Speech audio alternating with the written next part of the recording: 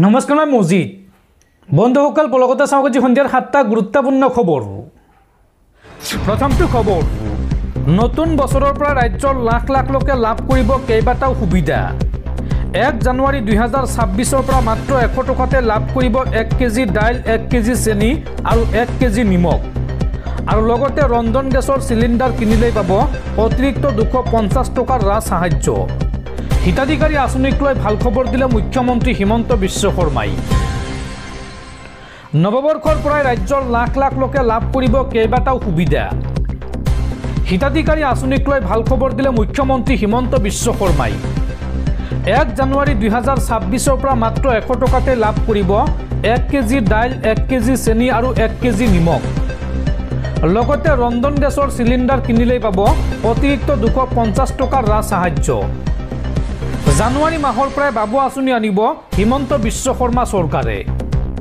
অৰুণোদয় উদ্যমিতা নিযুত মইনা আঁচনিক লৈ ডাঙৰ ঘোষণা মুখ্যমন্ত্ৰী ডক্টৰ হিমন্ত বিশ্ব শৰ্মাৰ। পৰৱৰ্তী খবৰ, 26ৰ বিধানসভা নিৰ্বাচনক লৈ ডাঙৰ খবৰ। এইবাৰ বিজেপিৰ প্ৰাৰ্থী তালিকাত চকু থাকিব RSSৰ। ৰাষ্ট্ৰীয় স্বয়ংসেৱক সংঘৰ সন্মতি নহ'লে 2026ত নাপাব পাৰে প্ৰাৰ্থিত্ব। কাক কাক দিয়া হ'ব টিকট, কোন কোন বঞ্চিত হ'ব টিকটৰ পৰা, এই সিদ্ধান্ত ল'ব RSSে। বিহাৰৰ নিৰ্বাচনৰ পিছতে অসমক লৈ তৎপৰতা RSSৰ। বিজেপিৰ প্ৰাৰ্থী তালিকাত এইবাৰ চকু থাকিব RSSৰ। ৰাষ্ট্ৰীয় স্বয়ংসেৱক সংঘৰ সন্মতি নহ'লে 26ত নাপাব প্ৰাৰ্থিত্ব। কাক কাক দিয়া হ'ব টিকট, কোন কোন বঞ্চিত হ'ব টিকটৰ পৰা, এই সিদ্ধান্ত ল'ব RSSে। বিহাৰৰ বিধানসভা নিৰ্বাচনৰ পিছতে অসমক লৈ তৎপৰতা RSSৰ। BTC নিৰ্বাচনৰ ফলাফলত অসন্তুষ্টি প্ৰকাশ কৰিছে ৰাষ্ট্ৰীয় স্বয়ংসেৱক সংঘৰ শীৰ্ষ নেতৃত্বই। সেইবাবে এতিয়া বাজপেয়ী ভৱনক বিশ্বাসত ল'ব পৰা নাই RSSে। অসমৰ নিৰ্বাচনক সহজভাৱে ল'ব বিচৰা নাই নাগপুৰে। অসমৰ বাবে বিশেষ ষ্ট্ৰেটেজি লৈছে ৰাষ্ট্ৰীয় স্বয়ংসেৱক সংঘই। বিজেপিৰ প্ৰাৰ্থী তালিকা পৰীক্ষা কৰিব RSSে। এই সন্দৰ্ভত নৃপেন বৰ্মন, তীৰ্থংকৰ দাস কলিতা, শ্ৰী প্ৰদীপন আৰু বশিষ্ঠ বুজৰ বৰুৱাক বিশেষভাৱে দায়িত্ব দিয়া হৈছে। আৰু প্ৰতিটো সমষ্টিৰ বাবে সুকীয়া তালিকাও প্ৰস্তুত কৰিছে RSSে।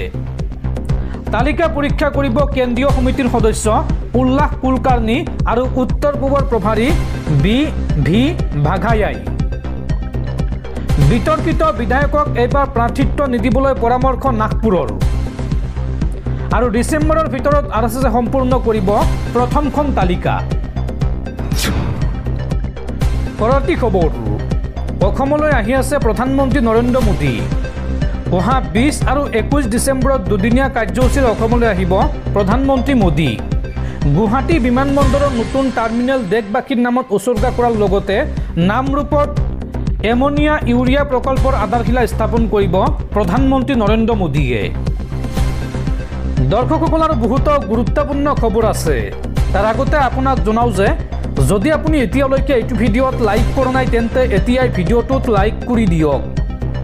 আৰু এনেকুৱা ধৰণৰ ভিডিঅ'সমূহ নিতৌ চাবলৈ চেনেলটো ছাবস্ক্ৰাইব কৰি কাষত থকা বেল আইকনটো প্ৰেছ কৰি ৰাখক। পৰৱৰ্তী খবৰ, প্ৰতিবাদ কৰি চাকৰি হেৰুৱালে 108 মৃত্যুঞ্জয় এম্বুলেন্স সেৱাৰ 5 শতাধিক কৰ্মচাৰীয়ে। হঠাৎ চাকৰিৰ পৰা অব্যাহতি দিয়া হৈছে এইসকল কৰ্মচাৰীক। GVK EMRI কোম্পানীয়ে এই সন্দৰ্ভত জাৰি কৰিছে জাননী।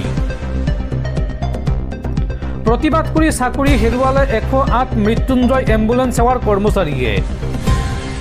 আন্দোলনকাৰী 108ৰ পৰা কৰ্মচাৰীক চাকৰিৰ পৰা অব্যাহতি, অৰ্থাৎ যিসকল 108ৰ কৰ্মচাৰীয়ে আন্দোলন কৰি আছে তেওঁলোকক চাকৰিৰ পৰা অব্যাহতি দিয়া হৈছে।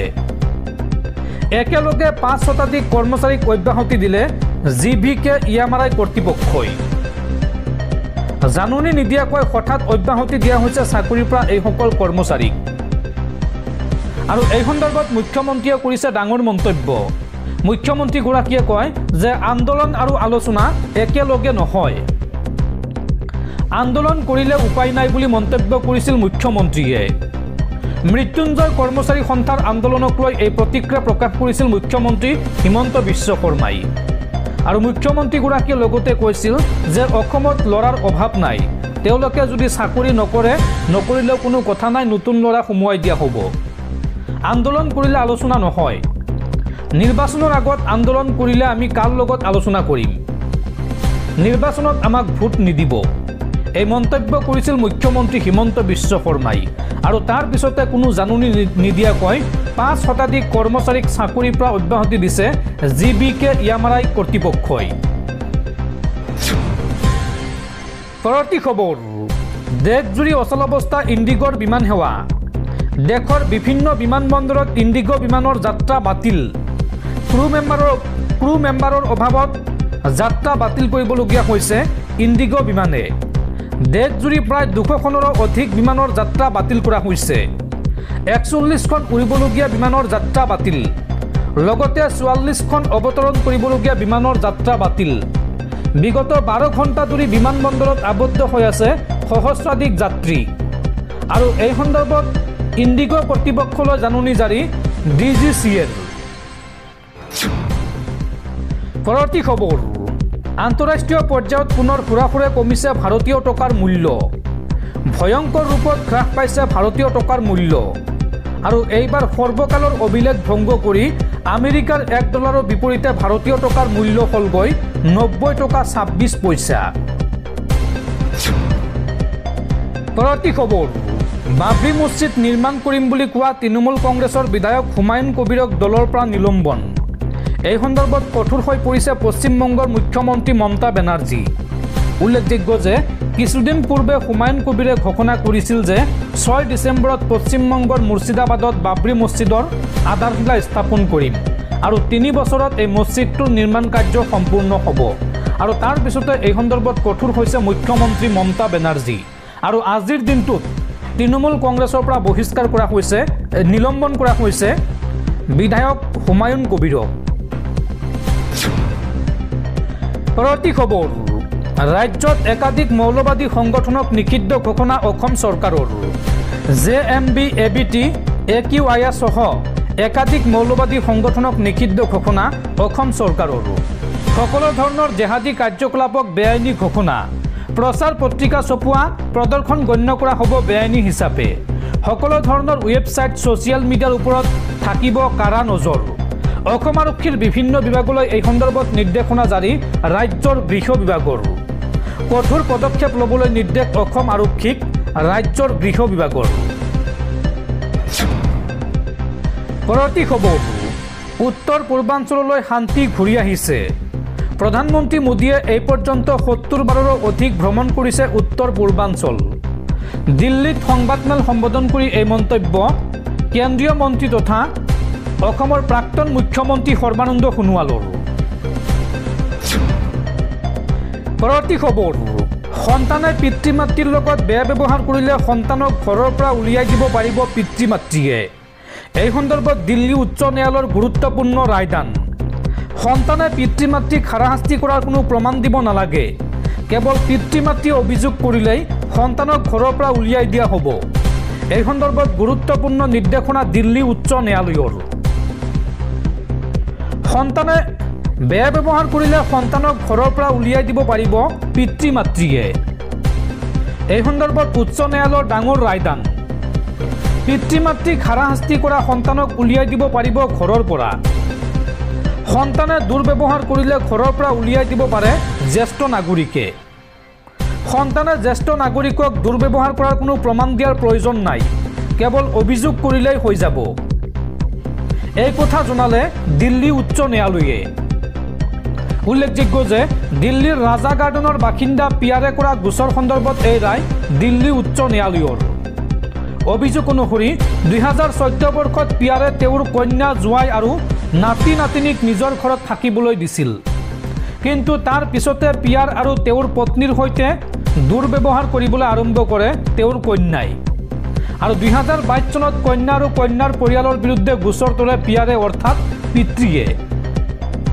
আৰু এই সন্দৰ্ভত জিলা প্ৰশাসকে অভিযুক্ত কন্যাক পিতৃৰ ঘৰ এৰি যাবলৈ নিৰ্দেশ দিয়ে। আৰু গোচৰ চলি থকাৰ সময়তে কন্যাক ত্যায্য পুত্ৰী ঘোষণা কৰে পিতৃয়ে। আৰু এই সন্দৰ্ভত জিলা প্ৰশাসকৰ নিৰ্দেশনাৰ বিৰুদ্ধে আদালতৰ কাষ চাপে অভিযুক্ত কন্যা। তাৰ পিছত অৱশেষত কন্যাৰ আবেদনৰ বিৰুদ্ধে দিল্লী উচ্চ ন্যায়ালয়ৰ কাষ চাপে পিয়াৰ অৰ্থাৎ পিতৃয়ে।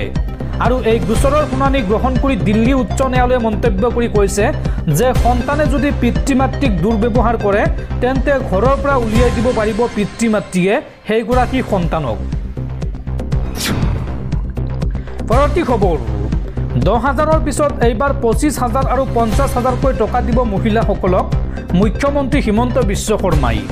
এই সন্দৰ্ভত মুখ্যমন্ত্ৰীগৰাকীয়ে কয় যে এইবাৰ 10,000কৈ টকা দিছোঁ, অহা বছৰৰ পৰা 25,000কৈ টকা দিম আৰু তৃতীয় বছৰত উদ্যমিতা আঁচনিৰ অধীনত দিয়া হ'ব 50,000কৈ টকা।